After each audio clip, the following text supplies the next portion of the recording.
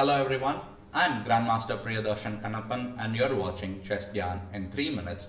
We have been talking about various different topics over the past few videos, and in this video we're going to be talking about the tactical theme called pin. Pin is a very important concept to learn, understand, because it occurs literally in every single game that you play, and it's such an important topic that if you master this art of pinning, you can score a lot of points. So here we have a practical example on the board, and in this position it was first black to play, and before we look into what move he played, let's look at what is a pin here particularly. So the rook on f2 is the pinned piece. Why is it so? Because the king on g1 cannot be come under check if the rook moves, so that because the queen is here, the rook on f2 is the pinned piece, and what this is this is called the absolute pin.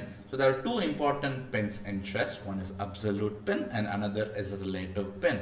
So here we see an example of absolute pin because the rook on f2 is pinned, and if the rook moves, the king would come under check. That's called the absolute pin. So the rook cannot move, and what black decides to do is black decides to exploit this and try to make it to his advantage. So he goes knight to g4. So he's threatening to win knight takes f2. Let me flip the board because a new kind of pin has opened up from white side now. So now, because the knight has moved, now this f7 pawn is being pinned, because if you see, there's a rook on f2 and there's a king on f8. So white plays an absolutely fantastic absolute pin. Can you spot it here? Brilliant if you saw that if white went knight takes e6, because black cannot play f e6 because then his king would be under check. So the black king would have to move somewhere, and then you just win the queen on d4. So this is also an absolute pin. Let us move on to the next example. So in this position, you can say that this bishop and is kind of pinning, and the e6 bishop is black bishop is the pinned piece. But not just that, there is also another way for you to create an absolute pin on the board. Let's see if you can find it.